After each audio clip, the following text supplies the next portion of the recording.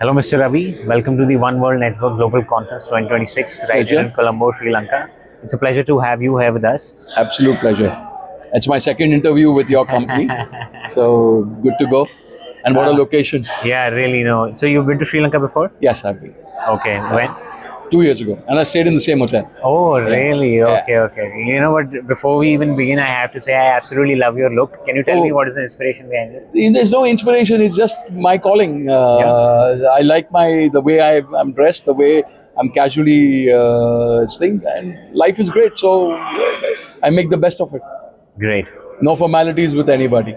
So, why for the audience, why don't we begin with a brief introduction? I'm RAVI Punjabi, Chairman and Managing Director of Avalon Group of Companies. We handle transport within GCC and warehousing in the US. Great. With the GCC being at the epicenter of whatever is happening, and also US being one of the major factors behind why it has happened, you are in the perfect position to tell us the on-ground reality of whatever is happening in the world today. So, in the sense is that the situation is very grave. Strait of Hormuz has been blocked. There is a lot of other options available. This morning, when I was in the panel, I spoke about it, saying that the UAE government has created a green corridor where you can move containers by land into ports in Saudi Arabia or in Oman or in the east coast of UAE without paying duty, without paying VAT, without paying any charges, and move it under bond.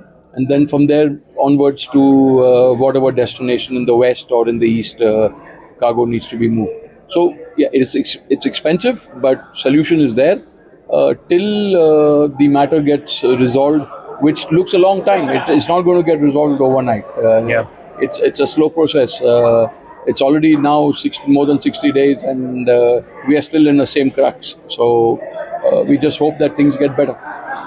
So, if you had to give it like a timeline, You can't, you because when it comes to geopolitics, who can give a timeline? right? Did you give a timeline for Ukraine versus Russia? It's 3 years now. Yeah, There was people who were saying Europe will do this and US will do this and other countries will do that, but nobody is able to stop it. Right? It's 3 years. right, So right, nobody right. can give a timeline here also. Okay. Well, why don't we talk a little bit about Trump tariffs since you're also operational in the United States? Right. How has business been there and what has been the impact? So businesses always see there's always an opportunity when things happen. So even with the tariff coming into the US, there was major opportunity for traders and for all the industries which were there, and it affected a lot of exporters from different parts of the world. But it also opened up doors for people who needed some different sort of products where we came into the picture and we succeeded there. So I think, but economy wise, it's difficult. Life has changed a lot in the West. Price of fuel has gone up Yeah. tremendously, which has affected people. The common man has got affected badly. And when things start settling down and prices start coming back to normal, which will take a long time, but once it happens, things will get better. Are you exploring new markets now? So for us, US is one of the biggest markets and will always be there. We are now looking at Canada. Seems to be vibrant and but not as big as the US. US buying power is massive compared to any of the other countries. We are already shipping to Europe. We are shipping to Singapore, to Australia, to Philippines. So those markets are already there. US has always been our main strength. So your expertise has been in land transport, and now you've also developed your capability in sea. Yes, Right. because land and sea have now combined with each other Right. because of this green corridor. We are Right, able to take, because of our trucking company, we are able to take container right from Dubai or Jebel Ali port to Jeddah and then export it out on a Maersk vessel or on a CMA vessel from there, or even to Oman, and then vice versa when cargo coming in. Yeah. Imports into UAE, cargoes are coming to Jeddah or coming to Oman or even Korfakan and Fujairah, we bring it into Dubai.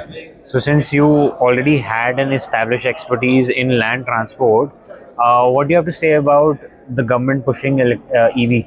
I'm into EV also. Yeah. So my first project, in fact, started mid of last year. We put EV trucks for DP World, which is Jebel Ali, and now we are working on putting EV trucks for other clients as well. DHL is one of the biggest clients who signed up with us. So we are putting EV trucks, and it's going to be the next big thing. Yeah. Because carbon credit is going to be like a currency for all the big corporates. Do you think that in say coming 10 years time, all fuel vehicles will be No, replaced by it EVs? can't be possible. Yeah. It's not the infrastructure is not there for. Are you pushing only, for it? Of course, I'm pushing for EV, but it should be affordable. So the price of a normal diesel truck, if we are buying, is X. This is an EV truck is 2.5x. So it should be affordable. Customers should be willing to pay. It's only the big corporates who are willing to come into the game now. Maybe later the other clients will also come in. Right. Okay. Because, like I said, carbon credit is going to be a very big thing.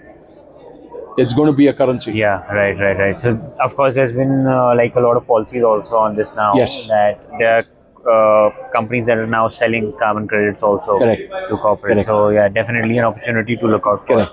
Correct. Speaking of opportunities, there's also been a lot of disruption with AI in general in the world, and of course in logistics also.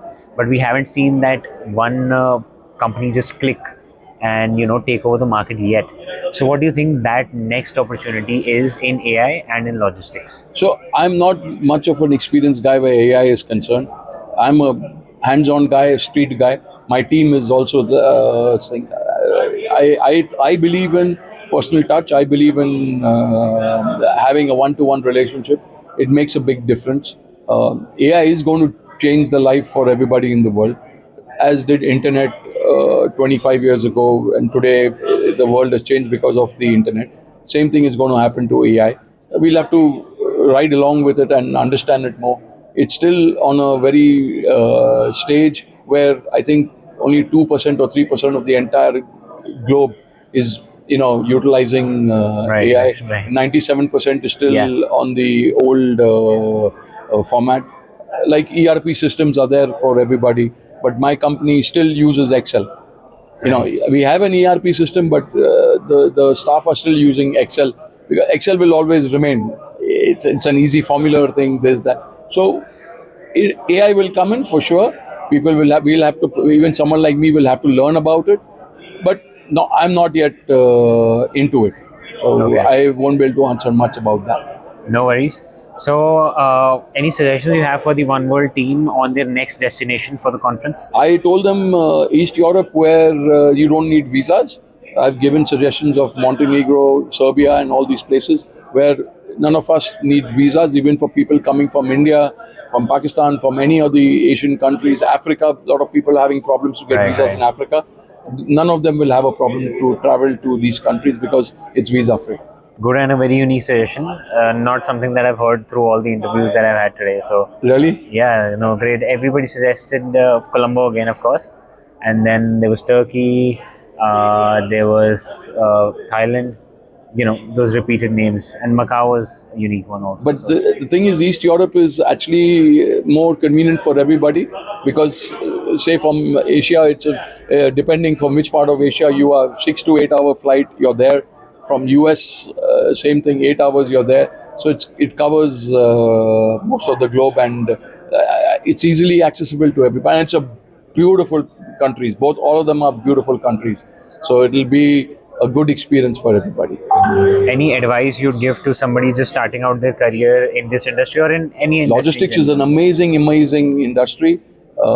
It'll always be there, and it has been there since generations, since the time of civilization, and it'll always be there going forward also, because goods always have to move. Right. Always has to be mode of transport to move goods, whether it's air, sea, land. There has to be movement of goods. So logistics is always going to be there. It's a great opportunity. It's a great industry, and today, in fact, a lot of management companies, colleges are teaching logistics as a subject. You can major in logistics in the big colleges. Any message you have for the partners or the members of One World Network? So I have had a great run with One World Network. This is my second year with them. I'm a founding member. I've had great success with them.